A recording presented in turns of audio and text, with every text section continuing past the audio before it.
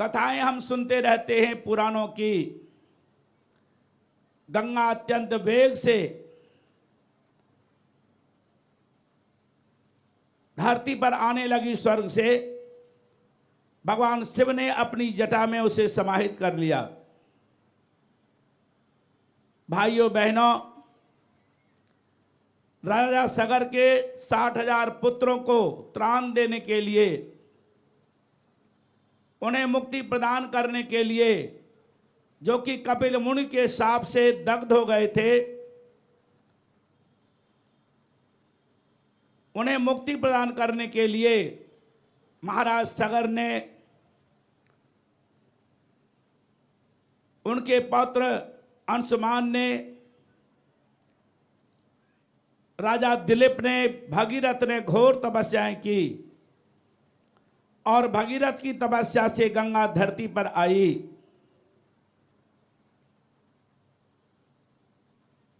वह गंगा जो पतित पावनी है,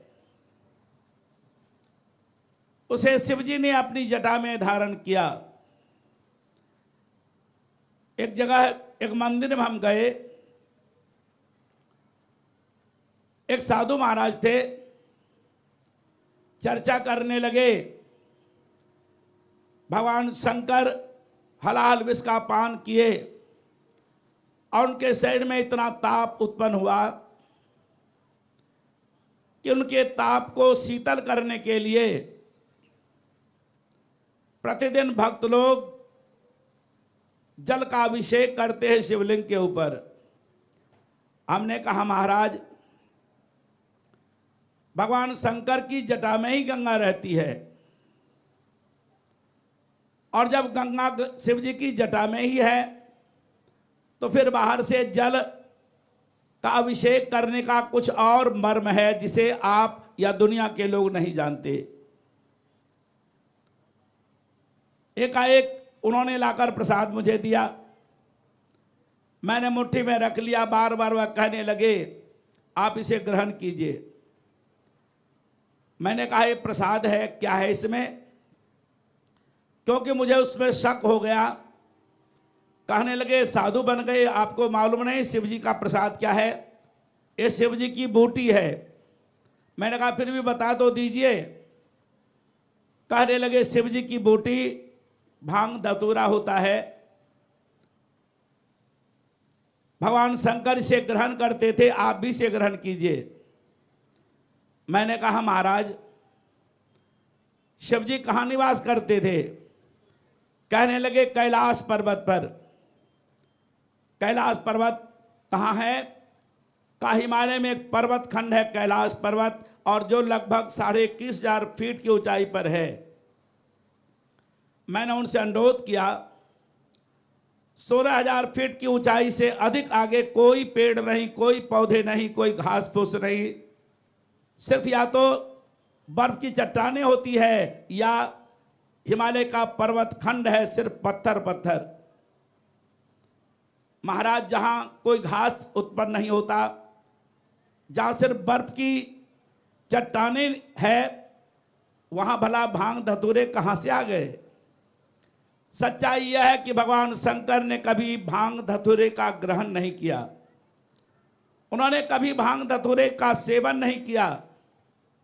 व्यक्ति अपने व्यसन को, अपनी त्रुटि को छिपाने के लिए बड़े लोगों का, महापुरुषों का नाम लेते हैं। शंकर जी तो हमेशा नाम के नशे में रहते थे, नाम की बूटी पीते थे। सदा रहो अलमस्त भजन में, पी लेना बूटी घूटी। ब्रह्मा जी ने उसे पान किया, भगवान शंकर ने उसका पान किया, भगवान विष्णु उसका पान करते थे, हनुमान जी ने भी उसका पान किया। वह राम नाम की बूटी ही सजीवन औषधि है, वही मृत संजीवनी विद्या है, वही सबको त्राण देने वाली औषधि है, वही भवरोग की एकमात्र दवा है। माता पार्वती बाह्य पूजा पाठ में लगी रहती थी। नारद जी आ गए, चरणों में प्रणाम किया। माता पार्वती जी ने उन्हें 2 लड्डू हाथ में रखकर कहा, प्रसाद ग्रहण करो नारद। नारद जी कहने लगे, भगवती मैं तो भगवान शिव के भी दर्शन के लिए आया था आपके साथ साथ, कहाँ हैं वो? माता पार्वती ने जैसा कि सुन रखा था, कहने लगी कहीं भांग धतूरे खाकर पड़े होंगे गुफा में। माता पार्वती पूजा करती थी, पाठ करती थी, व्रत करती थी, उपवास करती थी, विष्णु सहस्त्र नाम का जाप करती थी, पाठ करती थी, लेकिन इस मर्म को नहीं जानती थी भगवती कि शंकर गुफा में बैठकर क्या करते हैं। नारद जी ने उनकी जिज्ञासा उत्पन्न करने के लिए घुमाकर बात कह दी, माता जी अगर नाराज ना हो तो मैं आपके सामने कुछ रखूं बात। भगवती ने कहा, बोलो। नारद जी कहने लगे, माता जी सच्ची बात यह है, जितना प्रेम आप शिव जी से करती हैं, शंकर जी आपसे उतना प्रेम नहीं करते। आपसे पहले भी उनका एक विवाह हुआ था, वह पत्नी बहुत सुंदरी थी और अकस्मात उनका देहावसान हो गया, मृत्यु हो गई। उनकी याद को भुला नहीं पाए शंकर। गौर से देखना, जब वह गुफा से आए, उनके गले में मुंडों की माला है। उनसे पूछना, यह किसकी मुंड माला है? अपनी उसी पूर्व पत्नी के मुंडों की माला वह अपने वक्षस्थल पर धारण करते हैं, उनकी याद में खोए रहते हैं। भले ही आप कहते हो आप बहुत प्रेम करती हैं और वह आपसे बहुत प्रेम करते हैं, लेकिन सच्चाई है जितना आप प्रेम उनसे करते ही हैं उतना शंकर जी आपसे प्रेम नहीं करते। पार्वती माता कहने लगे, ऐसा मत कहो नारद, वह मुझसे बहुत प्रेम करते हैं। आग लगाकर, उकसाकर और नारायण नारायण करते हुए शंकर की खोज में या दर्शन के लिए नारद चले गए। भगवान शंकर समाधि त्याग कर जब आए, जब भी शंकर समाधि से आते थे, माता पार्वती दौड़कर प्रणाम करते थे, आसन देती थी, कंदमूल फल अर्पण करते थे, चरण धोकर चरणामृत पान करते थे। शंकर जी आज आए, माता जी मुख फुलाकर बैठी है। क्या हुआ पार्वती, क्या हुआ पार्वती? बहुत कहने पर भी पार्वती बोलने में तैयार नहीं है। और जब शंकर जी ने आग्रह किया तो शंकर जी से कहने लगे, पार्वती पहले ये बताओ, आपके गले में ये मुन्नों की माला है। मैंने सुना है कि मेरे से पहले आपकी कोई पत्नी थी, उसकी मृत्यु हो जाने के बाद उसकी याद बनाए रखने के लिए आप उसके मुन्नों की माला अपने गले में धारण करते हैं। अगर उसी में खोए रहना था, उसी की याद करते रहना था, तो आपने मेरे साथ विवाह क्यों किया? शंकर जी एकाएक इस प्रहार को, वाणी के प्रहार को सहन करके कहने लगे, यहां नारद तो नहीं आया था। अब तो और भगवती को शंका हुई, इस मर्म को सिर्फ नारद जानते हैं या शंकर जी जानते हैं? कहने लगे, हाँ नारद आया था। भगवान शंकर हंसकर कहने लगे, पार्वती सच्चाई ये है, तेरे ही मुन्नों की माला है।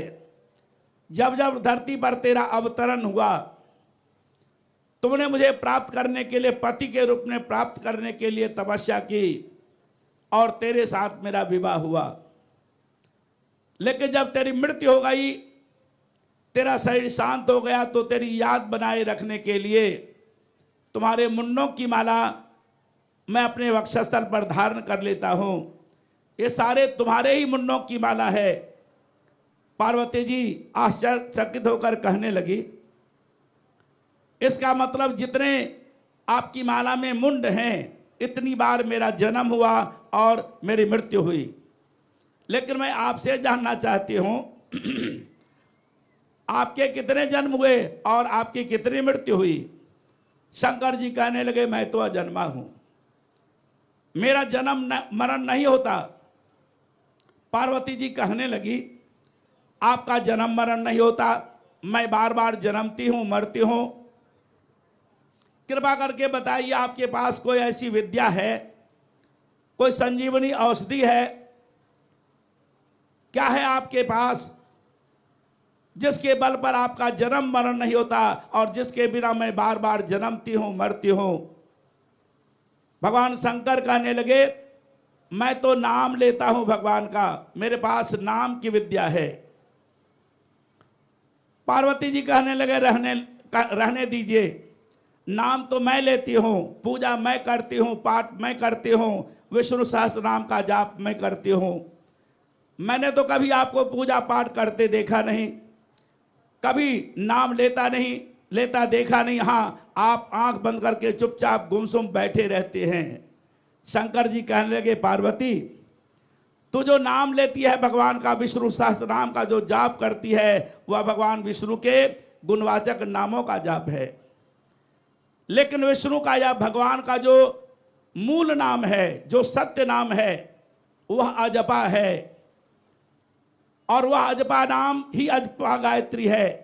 अगर आप उपनिषदों का अध्ययन करें, उपनिषदों में कहा गया अजपा नाम गायत्री योगी नाम मोक्षदायिनी अस्या संकल्प मात्रेण सर्व पापय प्रमुच्यते अनया सदृशी विद्या अनया सदृशम जपः अनया सदृशम ज्ञानम न भूतम न भविष्यति।